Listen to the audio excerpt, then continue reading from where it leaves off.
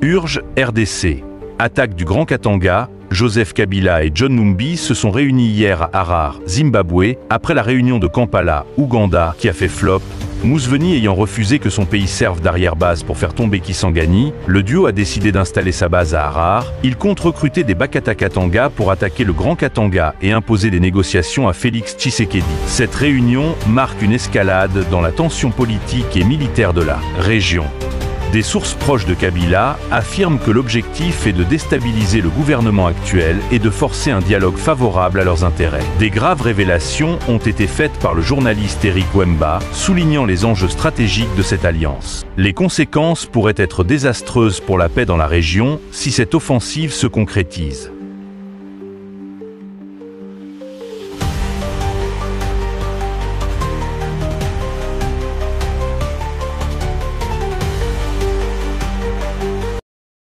Suite aux pressions diplomatiques, Kagame ne peut plus continuer la guerre en République démocratique du Congo.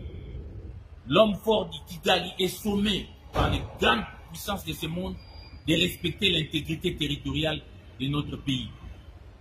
Face à cette pression, ses alliés à Kinshasa, qui pensaient à travers Kagame prendre les pouvoirs à Kinshasa, sont de plus en plus désillusionnés.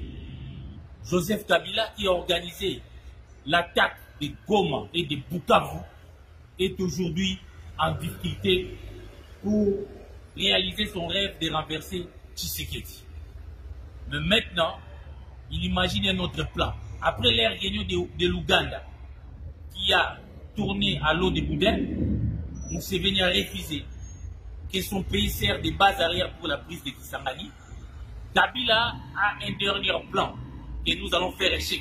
Ces plans, nous l'avons déjà annoncé, c'était justement d'attaquer les Grands Katanga. Prendre les Grands Katanga pour obliger Tshisekedi à négocier avec eux en position de faiblesse.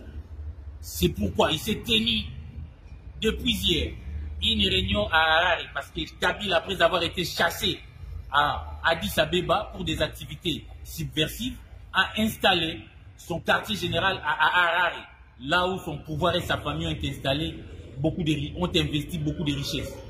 Ils ont tenu une réunion à Harare avec John Numbi pour imaginer comment attaquer les Grands Katanga avec des relais locaux. Et John Numbi, là où il se trouve en Afrique australe, recrute les Bakata Katanga pour attaquer les Grands Katanga. C'est cela le dernier plan de Kabila, parce qu'il ne peut plus progresser avec la guerre. Kagame n'en peut plus. C'est pourquoi ce plan doit pratiquement échouer. C'est comme ça que Kabila voulait aller s'installer à Goma. Mais malheureusement, il a testé l'opinion. Toute l'opinion congolaise aujourd'hui s'est levée contre cette option de Kabila de déstabiliser la RDC à partir de Goma. C'est comme ça qu'il imagine comment il peut attaquer directement les Grands Katanga pour renverser le pouvoir de Kinshasa. Parce que Kabila a créé, parce qu'il n'y a pas en réalité une crise politique, mais Kabila a créé une crise. D'après lui, la crise en République démocratique du Congo a commencé en 2021, après la rupture FCC-Cash. Et que Kabila aurait trahi les dits, et Tshisekedi aurait trahi les dits, il doit lui remettre son pouvoir. C'est pourquoi nous appelons à la mobilisation du peuple katangais, qu'on a souvent utilisé dans des moments cruciaux de notre histoire, notamment pour la sécession katangaise. Évidemment aussi pour l'assassinat de Patrice Lumumba et Emery Lumumba. Cette fois-ci, les Katangais doivent dire non. Et Kabila a fait un peu la diversion. Même quand il vous dit qu'il va s'installer à Goma, c'est une diversion parce que nous, d'après nos informations, depuis la prise de Goma, Kabila fréquente régulièrement Goma, où il est logé dans sa résidence. Sa résidence est aujourd'hui gardée par le M23. Kabila, c'est lui le parrain du M23. Ce n'est plus un secret.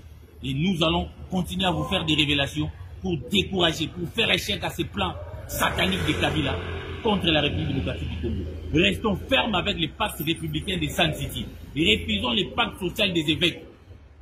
Ces pactes ont été financés par Kabila et Kagame. Nous devons les refuser. Merci.